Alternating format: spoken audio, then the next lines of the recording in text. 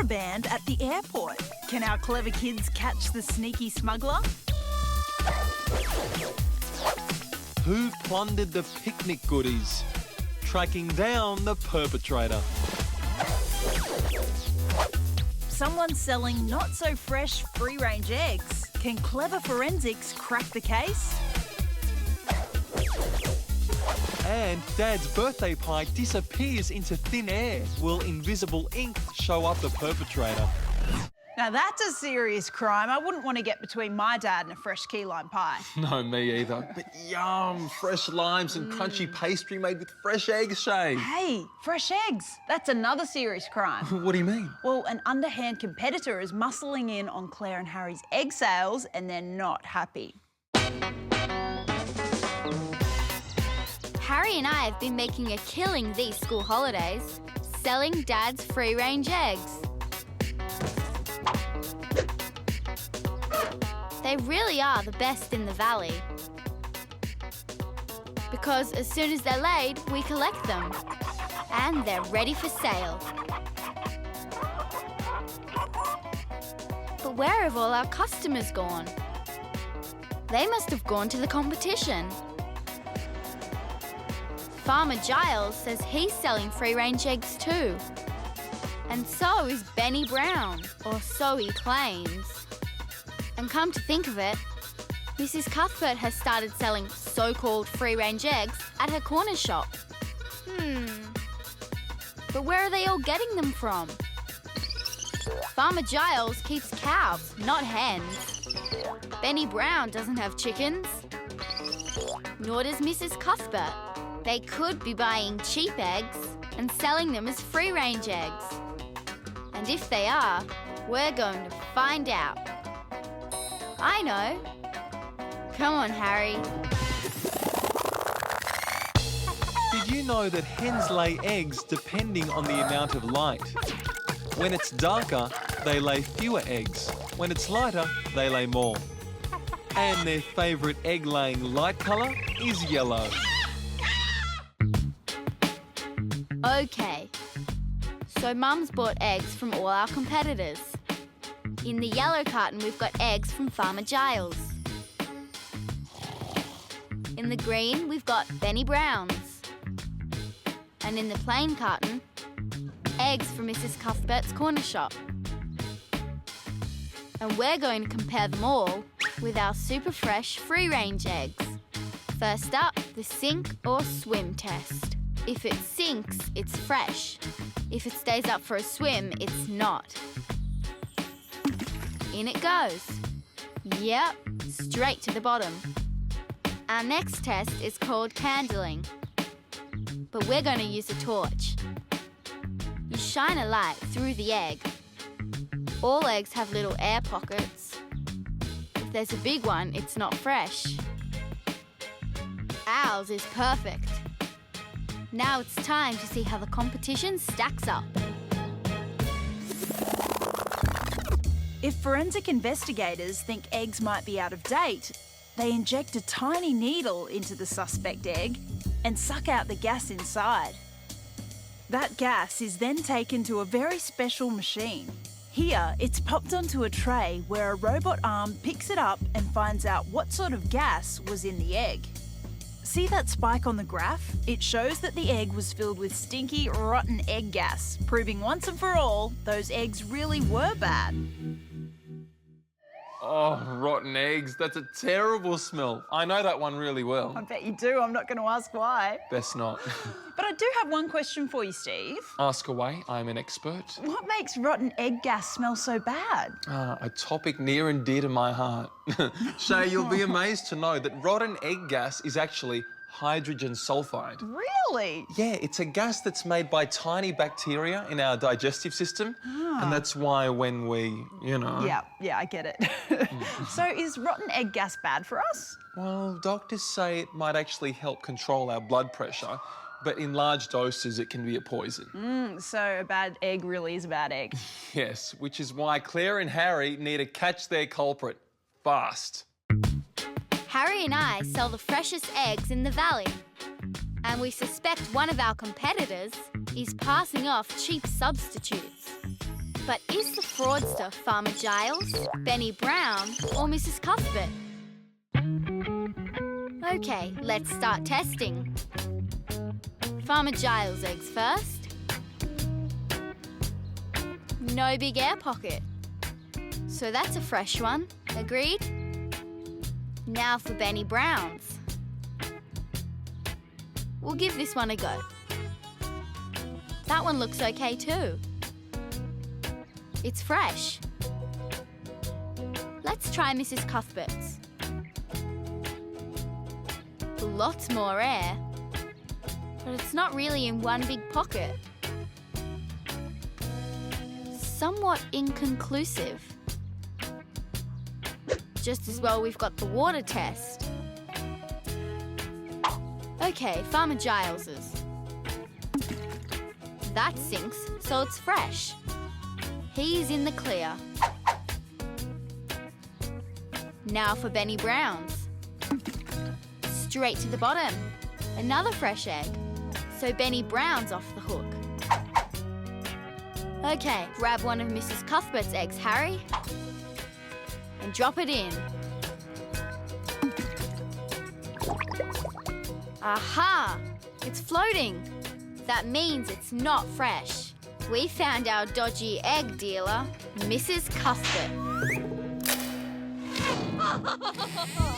That's right, guys. Mrs. Cuthbert was indeed the fraudster. She was stocking up on cheap eggs from the supermarket and then selling them at her corner store as fresh free-range eggs. But she was found out by Claire's clever egg tests, which work because gases build up as eggs get older. More gas means stale eggs are more likely to have air pockets and float in water. We exposed Mrs. Cuthbert for the fraudster she is. And now business is booming. All her customers are coming to us. And we're back to being the top egg sellers in the valley. Wow, think of all those beautiful omelettes and pies those eggs will make. But there's one pie we won't be seeing anytime soon, Shay. Whose? Finley's dad's birthday dessert. Jelena and I are making Dad's favourite birthday treat, key lime pie. The essential ingredient, lime juice. What? Only half a lime? Mum said she left a whole bunch. There's a lime thief in the house.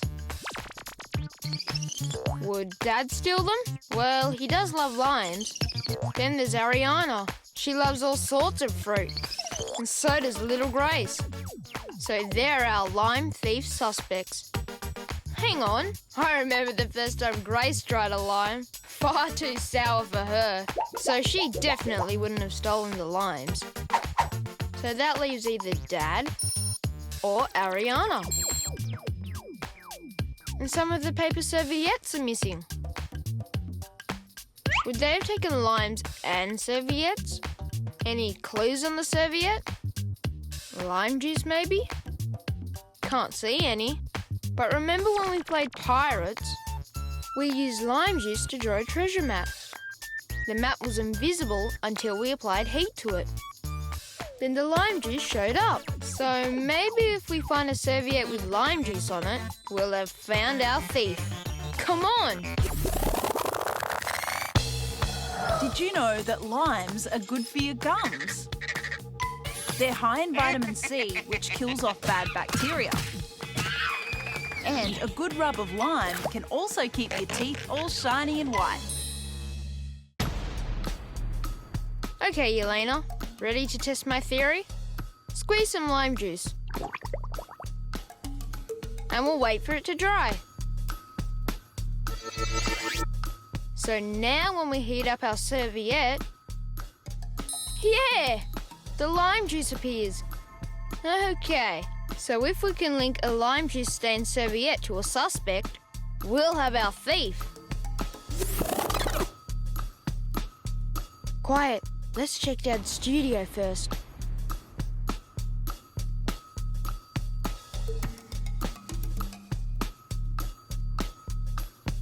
Aha! A serviette. Did he have lime juice in the glass? Well, we know how to find out. Let's test the serviette. Put it over our light. And does the heat reveal anything? No. I think Dad's in the clear. He's off the suspect list, which leaves Ariana. Let's check her room and see if we can shed some light on this mystery. What do you got there, Shay? It's an old treasure map. I never realised I could use my desk lamp to make the ink visible. There you go, I think I've finished. Oh, cool. What can you see?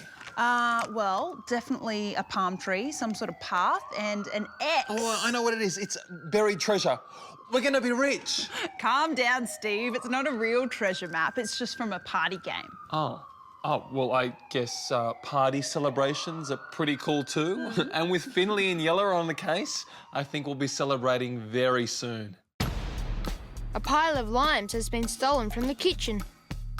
We've used an invisible ink trick to rule out Grace and Dad as the thief. Now we're hot on the trail of Ariana, our remaining suspect.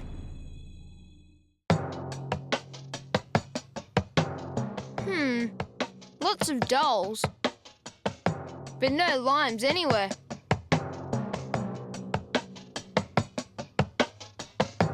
Hey, is that a serviette?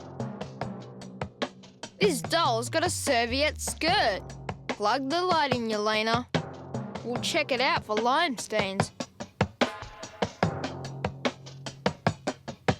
Yeah, there are markings. A strange pattern. They've definitely been made with lime juice. What on earth has Ariana been up to? The box? Let's look. What? Lime ballerinas with serviettes as tutus? Each one of them with its own heated lime juice design. Found our lime thief, all right. It's Ariana. Great detective work, team. Ariana's designs were clever, but she did commit a crime for her art. While no one was looking, she snuck into the kitchen and stole the limes. But she was found out because when it's heated, the acid in lime juice combines with oxygen in the air and turns brown. We've no limes left. We had a quick change of recipe. Chocolate mousse might not be Dad's favourite dessert, but it sure is ours. And Ariana's dancing limes are going to provide the perfect entertainment for the party.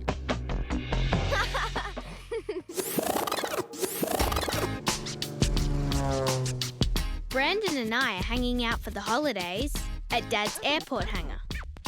Brandan reckons he's an air traffic controller. But he just looks like a bad dancer to me. Come on, Twinkle Toes. I need your help in the hangar. See this plane? Well, this morning, I saw Dad's new pilot acting suspiciously. It looked like he was smuggling something illegal. And he did the same thing last week. Both times, he gave the package to someone in the office. I couldn't quite see who it was, but they were wearing khaki trousers. Only 3 of Dad's employees wear khaki trousers. The janitor, the storeroom manager, and the aircraft mechanic. Any one of them could be running a smuggling ring, but which one? Trousers don't tell us much. Maybe we should find out what's in the package. Let's go have a snoop in the office. We'll check the table. No, nothing here. Look, Brandan, packaging. No, that's not telling us anything. Hey, I've had a good idea. Back to the hangar. In 2009, an Australian man was caught smuggling reptiles in his suitcase. He was found out by an airport X-ray machine. It showed he had 40 lizards and 4 snakes hidden in his socks. We don't know what the package is, but we can find out where it came from. All clear. All we need is the pilot's logbook. Here it is. Yep, all the flight entries. But no mention of the cargo. Here are today's flights. The same as last week's. Just as I suspected. The plane came in from the mountains. Of course. We can forget about the mechanic. He flies to the mountains himself. He wouldn't need the pilot to bring anything in for him. So he's off our suspect list. That leaves the janitor or the storeroom manager. Let's check out their office and see if one of them is expecting a package.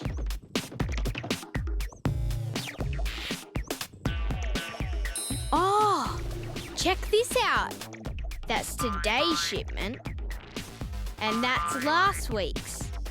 And according to this, there'll be another delivery next week. And when it arrives, we'll be ready to catch them red-handed. Smugglers sometimes try to hide illegal items in their clothing, but at airports, they usually get caught. That's because special machines like this one are super X-ray cameras. This man has tried to smuggle metal objects under his clothes, but the device sees them as bright white objects. Even if it's made of plastic, it will be detected.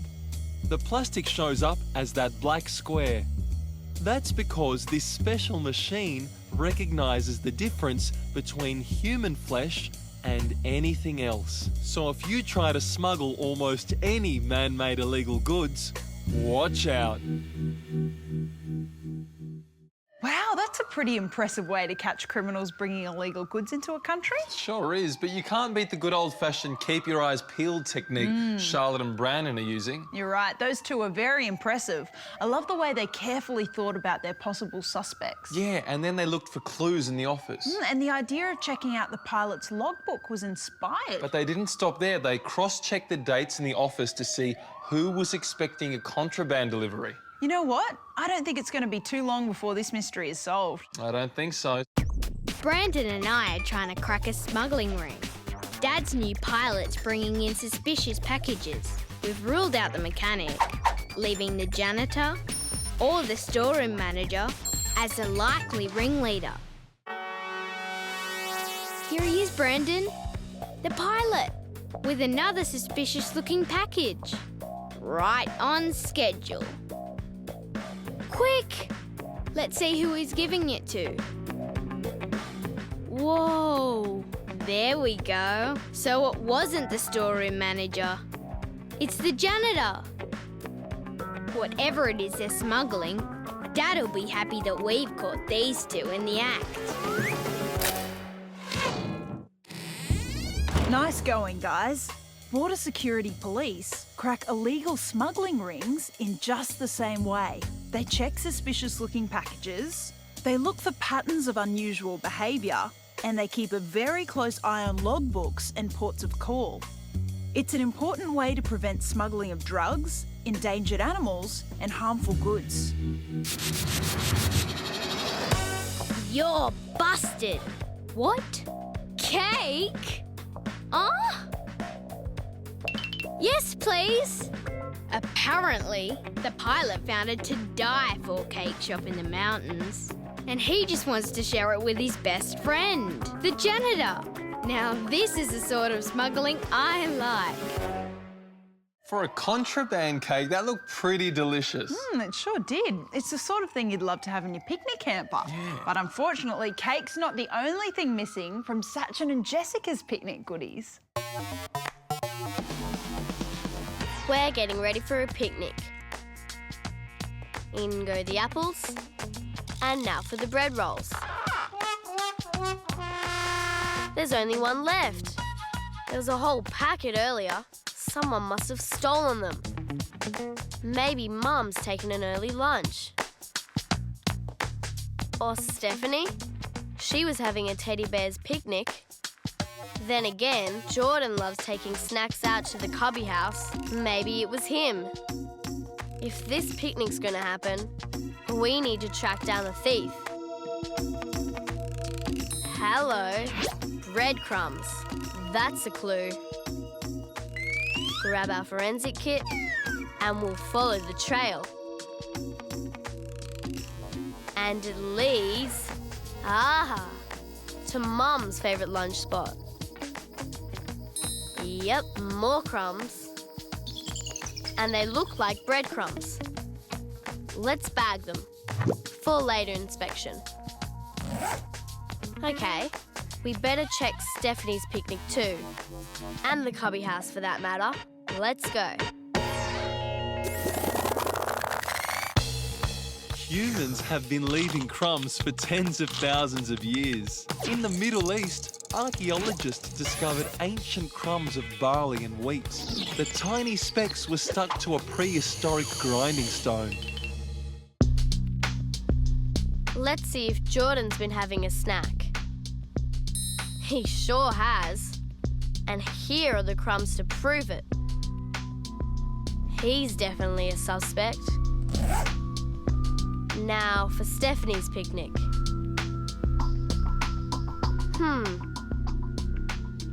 No crumbs in sight. Ew, just half a peach covered in ants. That's horrible. But no crumbs, so it looks like Stephanie's in the clear. So we'll cross her off the suspect list. That leaves Mum or Jordan. You stay here, Teddy, while we go off to the forensic lab. What a brilliant idea. I never thought that crumbs could be the key to solving this crime. Let's have a couple of bowls from our picnic basket, Shay. I'm onto it. OK, I'll crumb the baguette and you can do the muffin here. Okay. So if I take some crumbs off the muffin and pop them in the bowl, already I can see that they're a different texture to the baguette. Let me just use the magnifying glass. Oh, yeah, mine kind of clumped together. They're kind of cakey. And mine are kind of flaky, I guess. I think we're onto something here, Shay. I can't argue with that, Steve, but I have to say it's not an entirely original idea. Oh, it isn't? No, Jessica was onto the case before you were. Oh, you're right. And there's another tinsy problem too. What's that, Shay? We just wrecked our own picnic. Oh, no. Someone stole our picnic rolls, but Sachin and I are following a trail of crumbs. We've collected evidence from Mum's chair and Jordan's cubby house. Now we're going to take a closer look. So here are the crumbs left over from Mum's lunch. And Sachin's got the crumbs we found at Jordan's cubby house. And we'll compare them with the last remaining bread roll. Whoa, grains. Looks like whole grain bread.